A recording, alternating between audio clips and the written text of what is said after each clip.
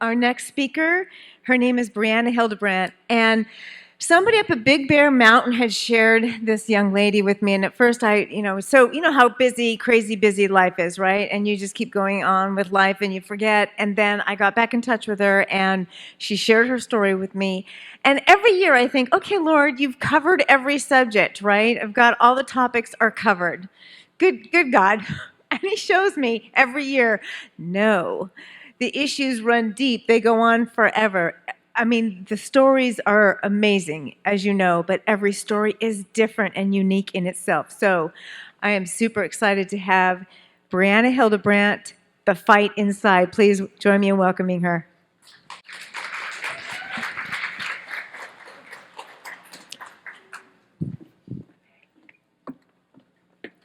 Hi, everybody. Here we are. You guys made it. I'm so excited.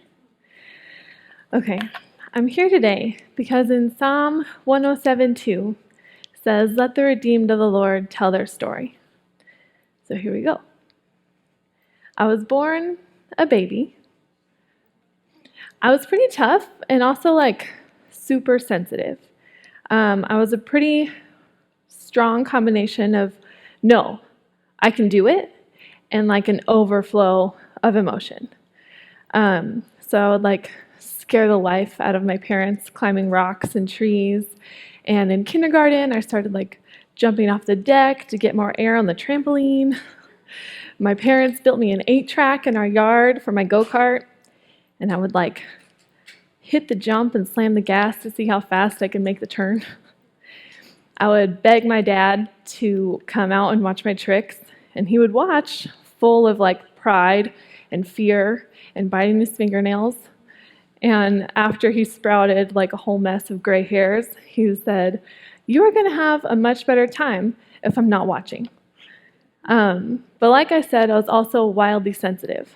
So my mom will tell the story of when I was about 2, and we'd be watching Beauty and the Beast, and the credits would roll, and I would just instantly sob, "Rewind!" There's that movie, Jack Frost. Have you guys seen it? Okay, spoiler alert, I think it's 30 years old. But it's about a dad who works too much, and he doesn't spend time with his family. He dies in a car wreck, and then his spirit comes back as a snowman, and he gets to make up for lost time. The end of the movie is the dad's spirit leaving the afterlife, leaving his family forever. And I'm sobbing, "I don't want Daddy to leave." And I start hyperventilating. I could hardly breathe. My little heart was so broken. Even now, if I listen to Just to See You Smile by Tim McGraw, I'm like a teary disaster. I read that book, Dear John, by Nicholas Sparks, and I had a heartache for 2 weeks. And then I saw that it was on Netflix, and I was like, oh, I don't know if I can go through that again. It's just so many emotions. So for me, this combination of toughness and sensitivity came with a risk. And the risk was that as I started to feel painful feelings like doubt, fear, unworthiness, different, unbelonging, I didn't know where to go with them. I don't know why I felt like I couldn't go to my parents, but the more I kept my feelings inside, the more ashamed I became by them. I didn't think anyone else felt what I was feeling, and that confusion kept me retreating into myself. I was kind of like Elsa. Conceal, don't feel. The first time I can place unbelonging was picture day in kindergarten. I was embarrassed of my hair and my outfit. I thought I looked ugly. All the other girls were so beautiful, and I was not. But I couldn't tell anyone. I remember one day my mom wanted to talk to me on my attitude. I don't remember the specifics. I just had everything so bottled up, and I told her, "I'm just tired." And that lie was sweet relief because my mom stopped asking, but those words were also the first brick that I laid around my heart. I learned to love that excuse over the years. It seemed to get me out of every hard conversation. I wasn't allowed to be like a mean or a bratty kid, but saying that I was tired meant that I didn't have to talk about the way that I felt. I was unknowingly walling myself away. On December 6th, 2000, Mom, Dad, baby sister, and I went to my grandparents' house so my mom could write a paper, and then we went to Burger King for dinner. And on our way back home, it started to rain. And as we got to our street, we see a bunch of fire trucks at our neighbor's house. And as we get closer, we realize that they're there because our house was on fire. My mom had lit some candles on the mantle, and we all forgot to blow them out when we left. It was Christmas time, and she had the candles in this little log holder on top of a cloth runner across the mantle, and the flames went up the walls and down the drapes and destroyed our home. My parents bolted from the car and commanded me to eat my leftovers, and I just remember screaming, "I don't want to eat." I felt so alone. We lost almost everything: our clothes, furniture, beds, books, the Christmas tree and presents, and our dog. After the fire, we did have to buy all of our clothes from the thrift store. And I know that thrifting is like so cool now, and I have friends who like go in and find all kinds of cool treasures. But back in second grade, before there was Macklemore and the thrift shop song, it felt humiliating. I knew every piece of clothing was another brick to my heart. I knew better than to complain about these clothes because my parents had to completely rebuild our lives, and there was no other options. But I didn't look like the other girls with their new and beautiful clothes. I didn't have a house anymore. I couldn't go outside and play with the kids in my neighborhood anymore. I was ashamed and different, but no one could know. More bricks. I'm fine. A year or so later, in third grade, I was walking through my kitchen and I dropped something. And as I went to pick it up, I saw a bong tucked between the stove and the fridge. My mom told me it was a very bad thing that she and my dad used, but I couldn't tell anyone about it or else my sister and I could be taken away. I suddenly had a fear of what my parents did and a fear of people who could find out. More bricks for my heart's tower. More, I'm fine. My parents were not evil people. They were deeply wounded and found their strength and comfort in drugs and alcohol. Their addictions ebbed and flowed throughout my childhood. Their addictions peaked when I was in middle school, when they had started to use meth regularly. Their fighting had gotten more and more frequent and louder. More drugs, more alcohol, more bricks. I'm fine. There were so many things going wrong in their lives, and they invested in their addictions, which led us to living in a house without utilities. We lived without lights or gas for the better part of a year.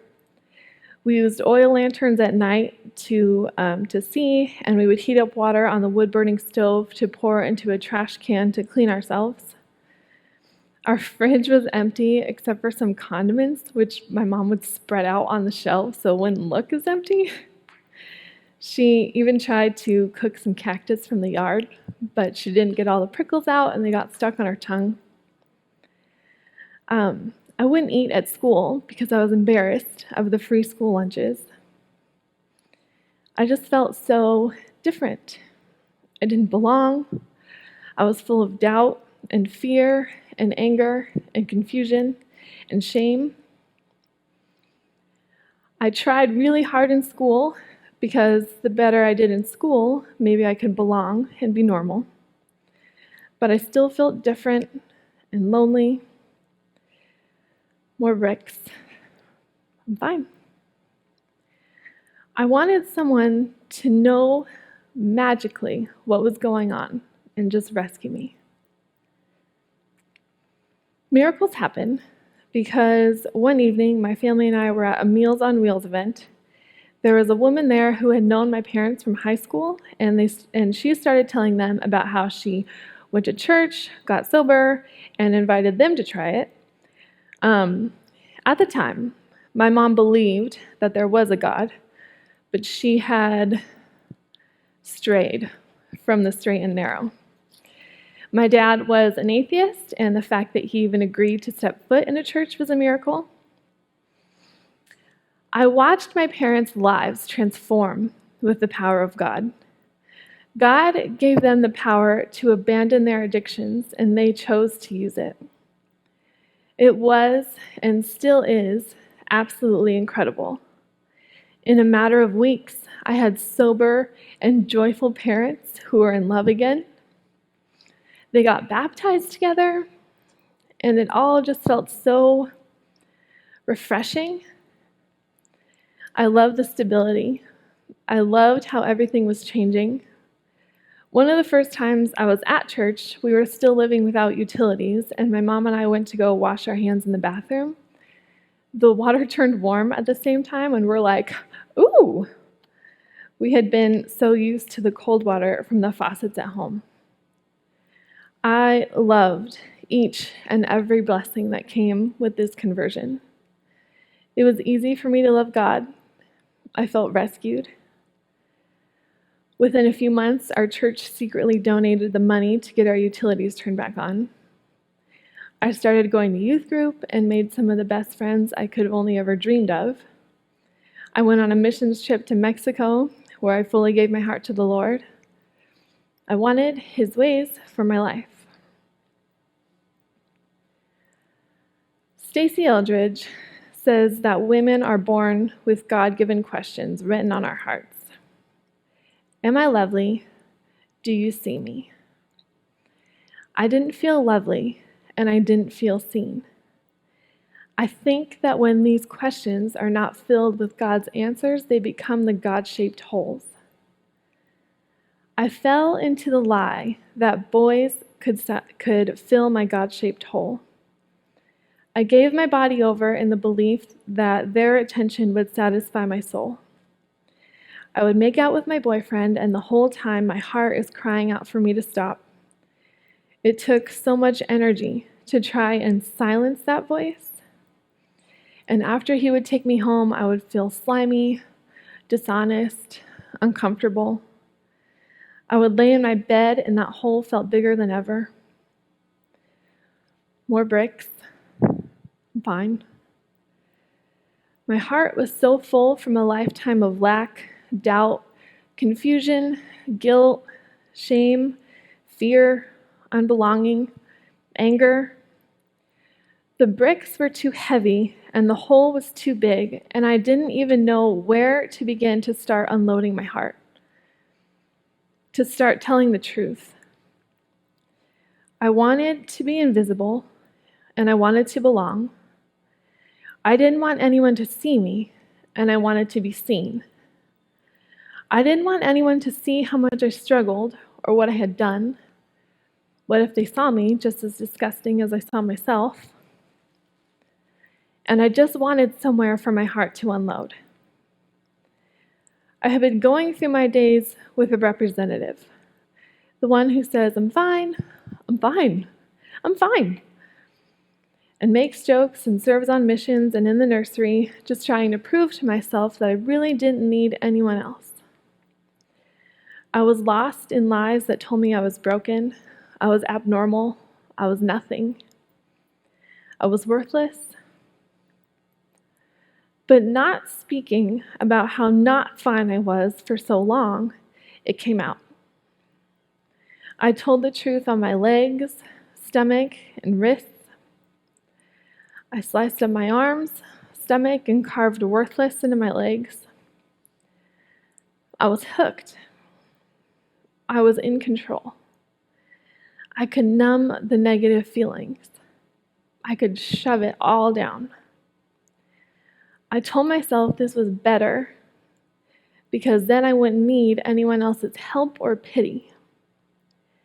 Every time I felt different, dirty, angry, like I didn't belong, if I felt ugly, any time my sadness would rise, I could numb the feelings with my razors. By the end of it, I was empty. I was too tired, too abused, too weak to feel. I was numb. And I began to find comfort in the lies. Like an enemy mutated into a familiar friend. Lies that I wasn't enough would convince me to cut, and then the shame of cutting would convince me I was worthless. It was driving a wedge between me and the people that I wanted so desperately to be close to. But that loneliness felt bigger, and my sadness would rise, and I could numb the feelings with my razors.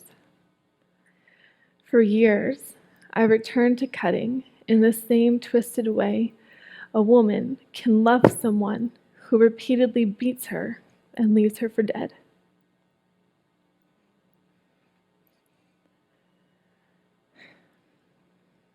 When I was 16, I met the love of my life and my future husband, Chris.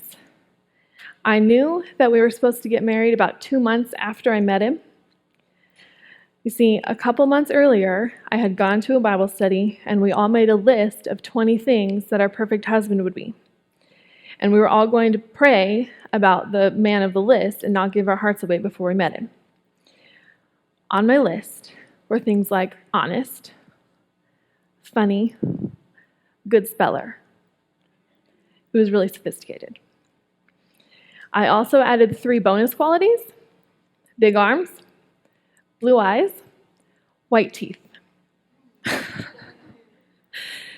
I think it's a good idea to try and prepare teenagers for adulthood. But just bless my tiny, ignorant heart and praise the Lord, because He is everything that I wanted, and now He is more than any list. Unfortunately, he didn't go to my all-girls Bible study, so he didn't make a perfect wife list. And he also had a flock of other girls surrounding him. Thankfully, he thought I was pretty and funny, and my friend had mentioned to him that I was starting to lose interest, which I totally wasn't, but she knew about my list and was on my team. And after a couple thousand years, or a couple days, he asked me on a date where he finally asked me to be his girlfriend. Being with him felt right, but the fight inside of me was far from over. God-shaped holes can't be filled with even the best of men, and no other human could fight this battle for me. I believed that I wasn't worthy of him, his kindness, his love. I was worthless. Even when I wasn't intentionally thinking about how worthless I was, it echoed in my mind like white noise. He would try and reassure me that he loved me, but the lies that I had been committed to for so long banned his words from reaching my heart. As time went by, I decided that sex would be the thing that would keep him with me.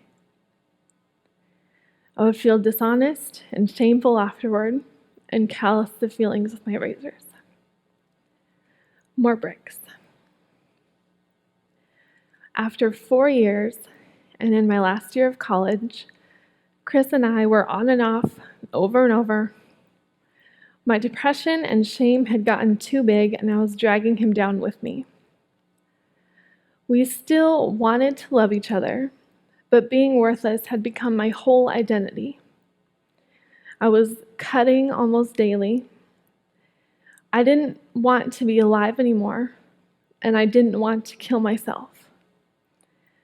I was going to school to get my degree as an automotive tech, and every trip I would pray that I could mess up my brakes or steering wheel at school, that I could drive off a cliff or get in a car crash, and then my family wouldn't have to deal with the guilt, pain, and confusion of my suicide. I believed that God's love wasn't for me. About halfway through my last semester of school, Chris proposed. Brave guy. And a month later, we found out we were pregnant. And we were married within 6 months. On my wedding day, I just wanted to hide. I felt like I had let everyone down. I believed that everyone who showed up only did it out of polite obligation, but no one actually wanted to be there. It was so hard to be in the spotlight while the lies swarmed in my head and convinced me that I wasn't worthy of celebration or love or joy.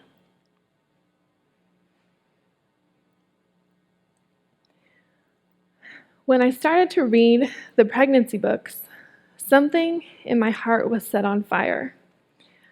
I felt called to motherhood. I read through pregnancy and parenting books like it was toilet paper and cleaning supplies in a pandemic. I couldn't get enough. Something about this pregnancy made me feel important, good, and whole.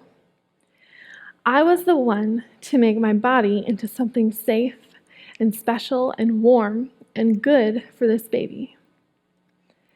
My pregnancy was wonderful. I had morning sickness pretty much the whole time, but I took it as a sign that my baby was healthy and growing so well. I was dead tired at about 6:30 every night, and I would sneak away to bed at 7, and my husband would tease me. I loved to feel her little kicks and hiccups. My daughter was perfect, and I hadn't even seen her yet. July 27th, 2014, 39 weeks and 6 days pregnant. I was getting ready for bed, and with my big baby belly, the 3 liters of water that I drank every single day, and my very crushed bladder, I would get up about 4 times per night. But not that night. That night, I was going to lift up my belly and make sure that everything came out. And you guys, I peed forever. I thought, I am going to sleep so good tonight. And then about 0.2 seconds later, I thought, oh my gosh, is my water breaking? And I yell out, babe, Google what it's like when your water breaks before you have any contractions. And of course, there's like a million variations. And while we're trying to figure out what to do, I had my first contraction. My labor was really fast, and by the time I'm screaming at my husband to call the midwife, whose birth center was an hour away, I was having a full-blown breakdown. I'm like, I do not want to do this. Take me to the regular hospital. Give me all the drugs. I cannot do this. My midwife had been in the business for like 40 years, and she could tell by the panic in my voice that I was ready to push, and she tells my husband to call 911 instead. Side note, in Big Bear, where I live, they don't regularly deliver babies. We don't have a NICU, we don't have a maternity ward, we're all supposed to have our babies off the mountain.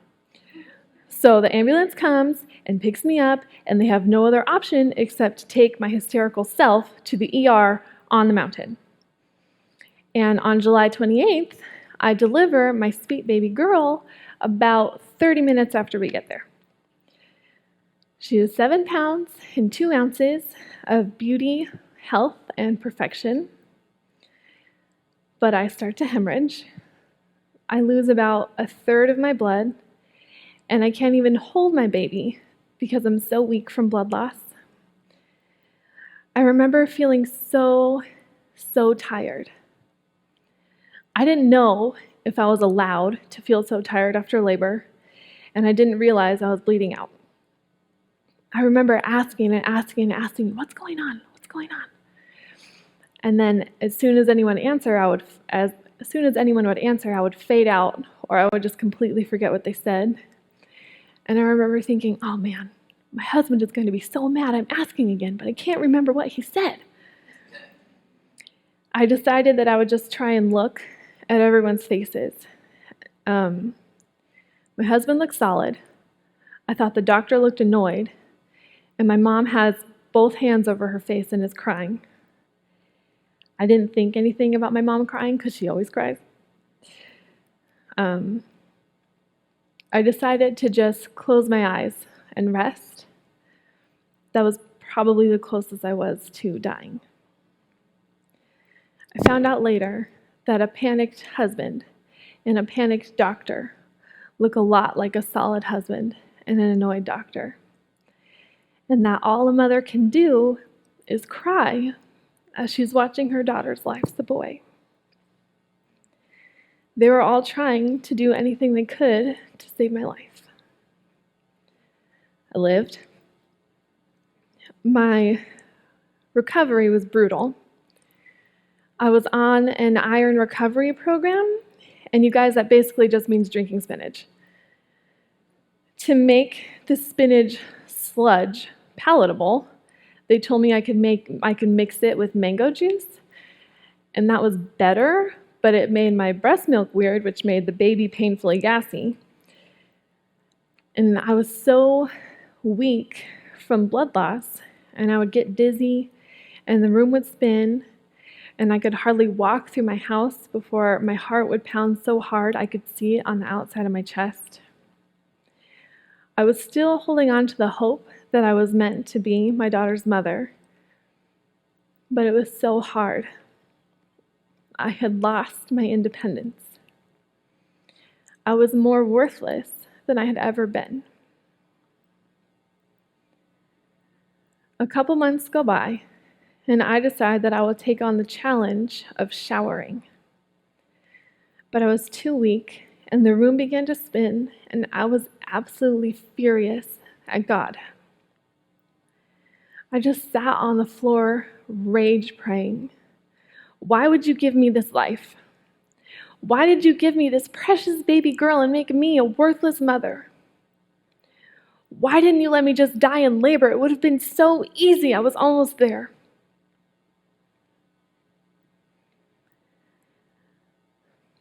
As time went on, I grew in independence, but I was still hauling around self-loathing, depression, and despair, and praying God would just take it all away. The fight inside coursed through my veins, and I begged to feel again. I was cloaked in hopelessness, isolated myself, and hid behind my anemia. But my sainted friend Kristen reached into my isolation and invited me to go through Captivating by Stacey Eldridge with her. Every week, the study and the discussion felt like a warm hug to my soul. I prayed that God wouldn't let this end. I felt so good, but it was scary to hear that God created my heart, mind, and soul specifically. He put the stars in their place with me in mind. He designed the world to need me in my life and my story. It was overwhelming and horrifying and liberating. It challenged every lie that I had been living in. And then I heard the words that would change my life. You are the one that overwhelms his heart with just one glance of your eyes. You are the one he sings over with delight and longs to dance with across mountaintops and ballroom floors. You are the one that takes his breath away by your beautiful heart that against all odds hopes in him. Let that be true for a moment. Let it be true of you. I let it be true and felt like the bricks that I had laid so carefully around me were crumbling and collapsing from the fire that God had put within me. I let it be true, and I finally saw how ugly the lies were that I had been holding so close and precious to my heart. I felt like I was on my knees, desperately trying to escape these demonic lies, but they were clawing at my heels, trying to drag me back, frantic to push me down to where I had believed I had belonged for so long. I was scared. I was scared to leave where I was comfortable. But I could finally see how these lies had reached inside and took all of me. I was finally willing to dig myself out from this pit that I had been stuck in. I had prayed for this strength for years, and I finally realized that it was at my fingertips. I wanted to chase that feeling from when I let it be true. I wanted that for the rest of my life. No more lies, no more bricks. God had been there, whispering to me, but I had been locking myself away in my safe little deadly hiding place. You guys, I've been through some hard things. I've walked through some dark stuff. And I had to decide, does that make me a victim? Or does it make me a warrior? They say that diamonds are not formed on soft, sandy beaches somewhere. They're formed in the darkest and toughest places of this world, under pain, under pressure. I felt the pressure. The caterpillar has to completely become undone into a goo before it can emerge as that beautiful butterfly. I have come undone. Warriors are built in the struggle, forged by pain and strengthened by adversity. The lies and the devil will tell me that I'm a victim, that I'm nothing, that I'm worthless. In Romans 5:8, but God demonstrates his own love for us in this: while we were still sinners, Christ died for us. In Malachi 1:2, I have always loved you. I am, we are not nothing. We are not worthless. We are loved. We are precious. We are irreplaceable. When we translate woman or helper from Genesis 2, it comes up as Ezer. Only 20 times does this word come up in the Old Testament, but each time it is used to describe God himself when someone needed him to come through desperately. Deuteronomy 33:29, he is your shield and helper and your glorious sword. Psalm 121:1, I lift my eyes up to the hills. Where does my help come from?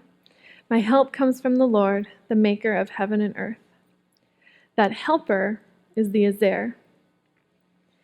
These verses are in life and death circumstances when they needed a warrior. And that is the word that God used when he created women in Genesis 2:18.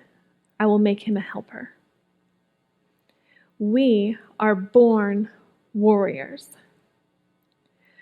Not only that, but in Ephesians 6, God gives us an entire suit of armor and tells us that we are in a fight against the unseen. We are called to put on truth, righteousness, peace, faith, and salvation. We are the diamonds. We are the butterflies. We are the warriors. 1 Peter 2:24-25 says, Christ himself carried our sins in his body to the cross so that we might die to sin and live for righteousness. It is by his wounds that we are healed. You were like lost sheep that had lost their way, but now you have been brought back to the shepherd, the keeper of your souls. Romans 6:6-11 will tell you that you have been set free over the power of sin and are in fellowship with God. Satan is the accuser, come to kill, steal, and destroy. He throws guilt and shame at us, knowing it will press us down and weaken us. God does not want us to live like that. Jesus tells us in John 10:10 that he came so that we may live life abundantly. If you are carrying, dragging around, or being crushed by guilt, depression, shame, anger, anxiety, worthlessness, you are not living an abundant life. Jesus wants to give that to you. God will send us conviction.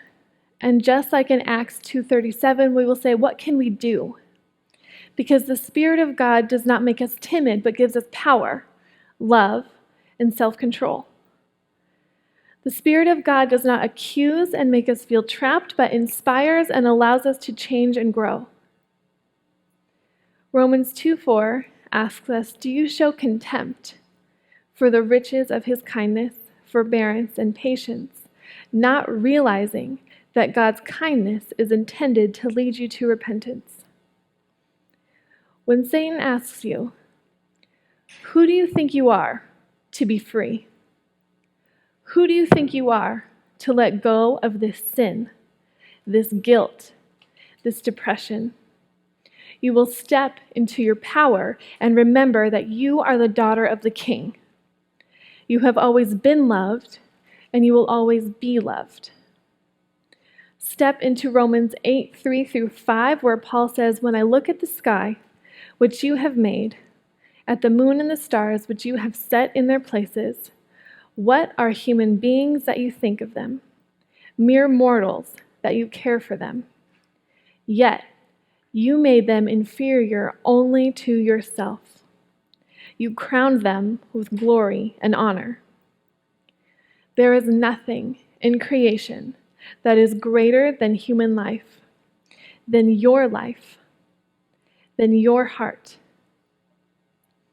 Nothing greater so that Jesus would live a sinless life and die as a sacrifice to sweep away your sins like the morning mist so that we may have fellowship with the Creator of the universe.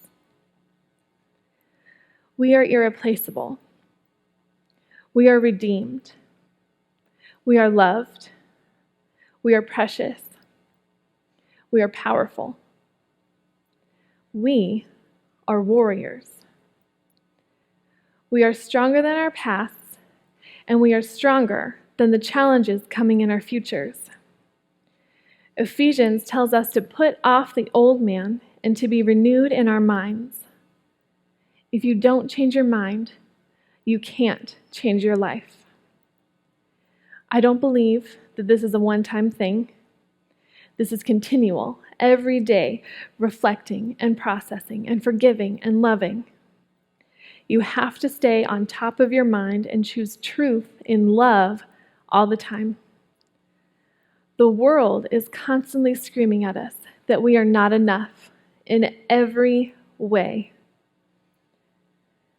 trying to drown us in inferiority. We are in a fight against an opponent that we can't see, but we can feel it. Feel it on our heels and breathing down our necks.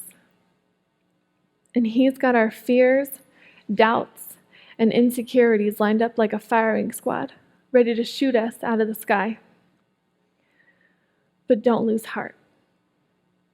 While they're not easily defeated, they are far from invincible.